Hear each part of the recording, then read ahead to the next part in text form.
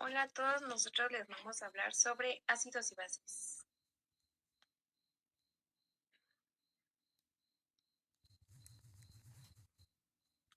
Para empezar, en la química se llevan a cabo diversas reacciones, las cuales se necesitan de dos sustancias que se denominan ácidos y bases.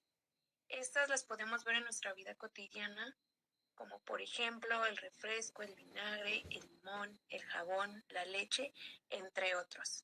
Aquí lo importante es saber qué son realmente estas sustancias, cómo es que las utilizamos o las usamos y qué es lo que conlleva.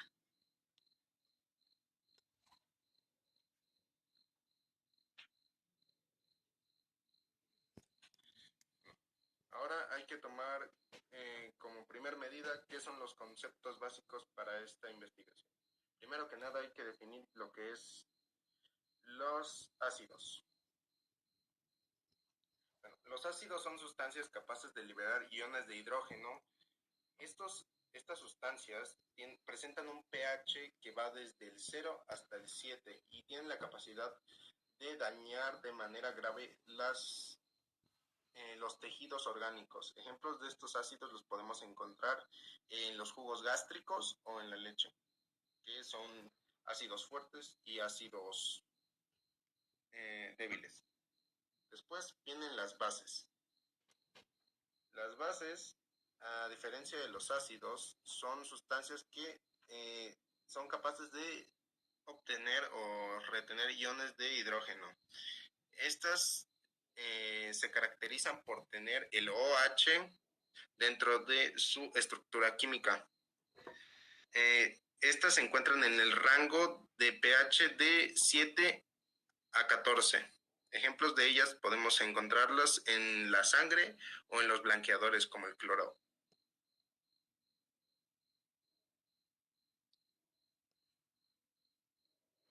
Con base en lo anterior, es necesario saber que tanto las bases como los ácidos se encuentran en nuestra vida diaria y constantemente estamos en contacto con ellos. Por eso es importante saber detectar cuál es cada uno y cómo estos afectan a nuestra vida diaria.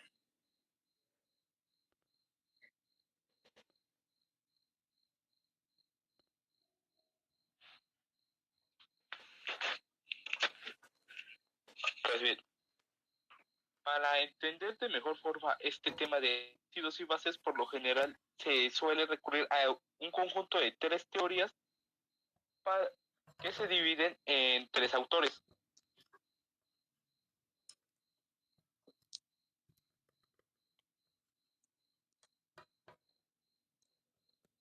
La teoría de Arrhenius, que fue implementada en el año 1884 aproximadamente, nos indica que los ácidos liberan partículas de hidrógeno positivas y las bases de hidróxido negativas.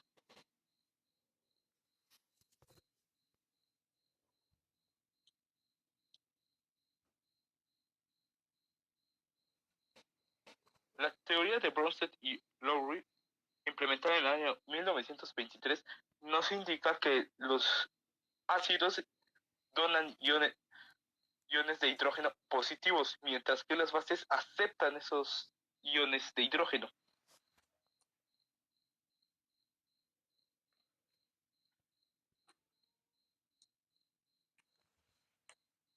Y por su parte, la teoría de Lewis nos indica que las bases donan electrones, mientras que los aceptan son los ácidos, prácticamente intercambiando lo que había dicho la teoría de Lewis.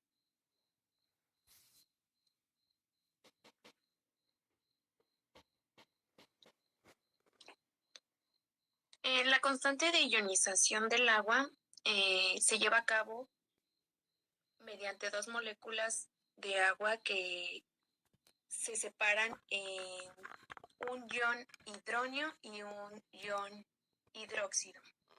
El ion hidronio, como podemos ver en la imagen, es el del lado de los productos, el H3O con carga positiva, y el hidróxido es el OH con carga negativa. En la imagen podemos ver claramente cómo es la separación de estos dos iones.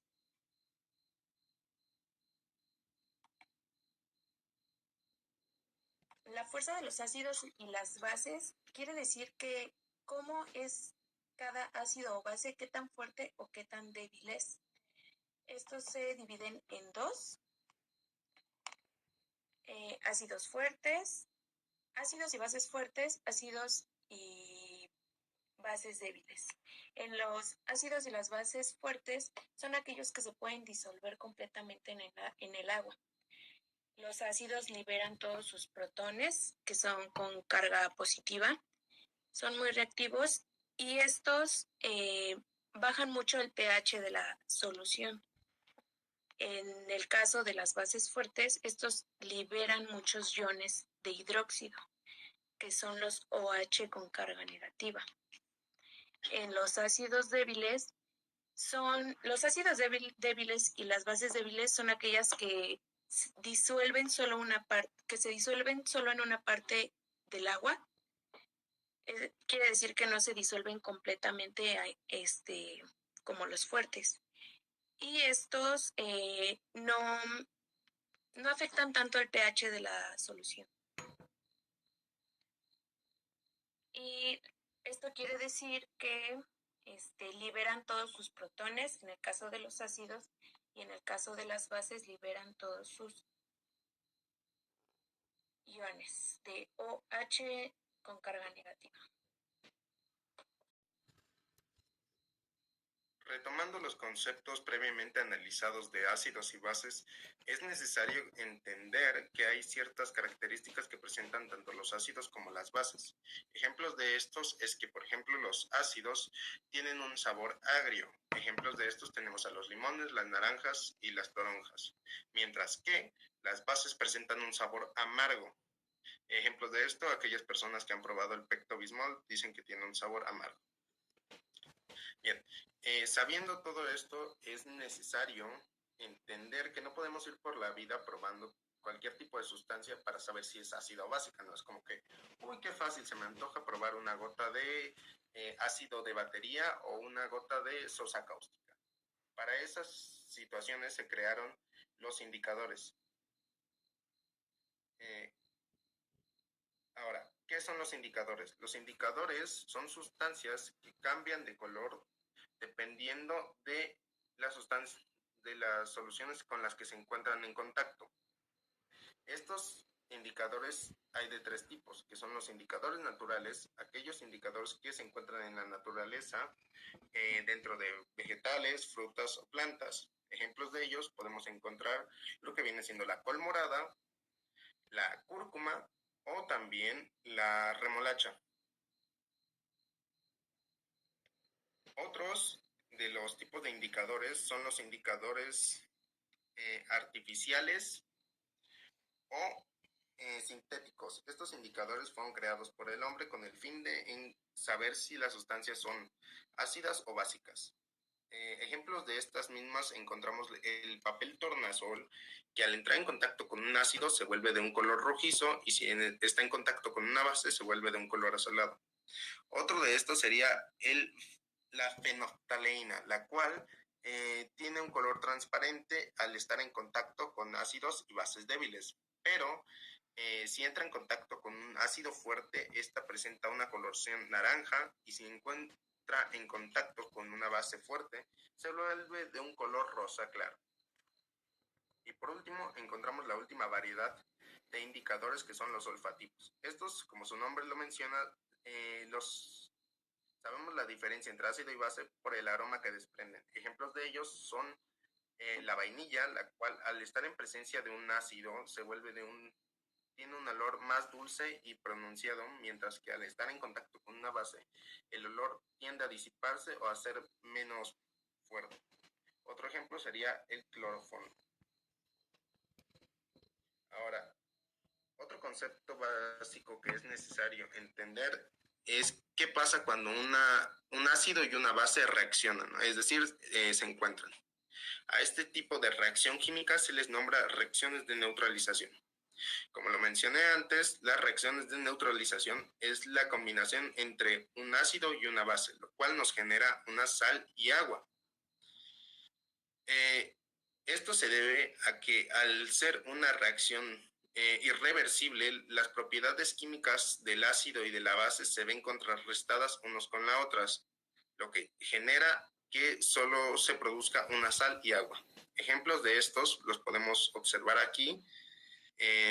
Primero que nada sería con el ácido clorhídrico reacciona con el hidróxido de potasio, generando cloruro de potasio y agua. Otro sería, en algunos casos, como el del ácido clorhídrico más el hidróxido de sodio, generan el cloruro de sodio o sal de mesa comúnmente conocida, agua, y liberan calor.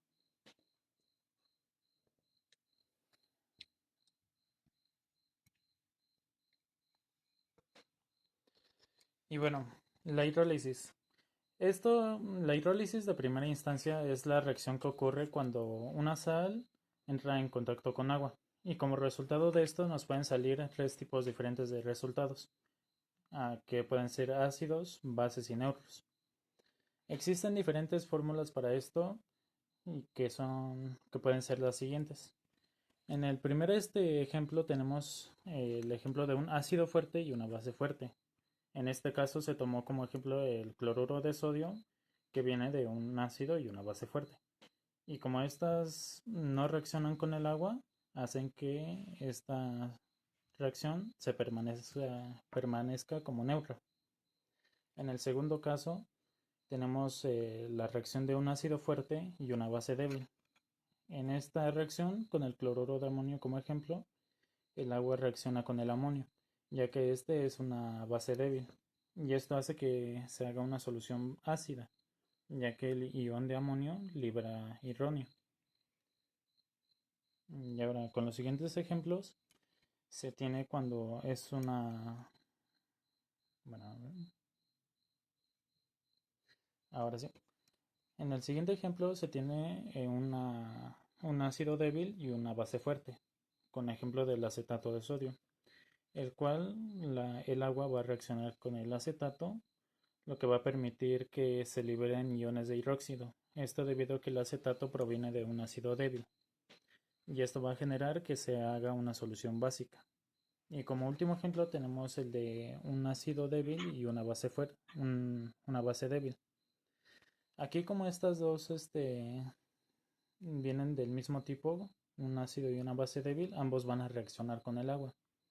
Y aquí lo que va a depender del cambio del pH es la reacción que predomine más. Por ejemplo, en dado caso de que predomine el amonio, esta será ácida. Si predomina el acetato, esta se convertirá en una solución básica. Pero en el caso de que ambas sean iguales, sus fuerzas sean similares, esta se permanecerá como neutra.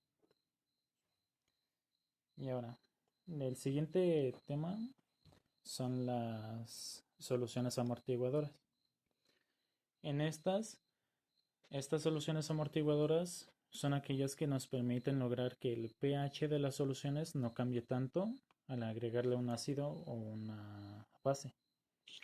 Esto se lleva a cabo mediante un ácido débil y una base conjugada, como se muestra en el ejemplo, el ácido acético y un acetato de sodio. Y también puede pasar al revés, con una base débil y un ácido conjugado, como el ejemplo de ahí del amoníaco y el cloruro de amonio.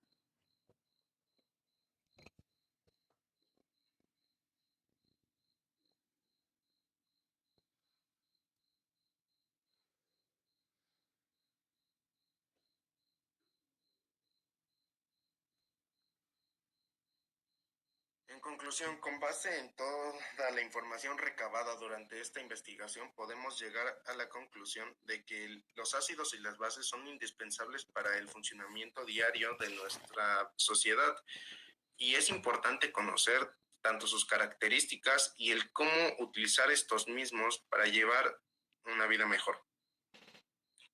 Las fuentes consultadas fueron las siguientes, y eso sería todo por nuestra parte. Muchísimas gracias por su atención.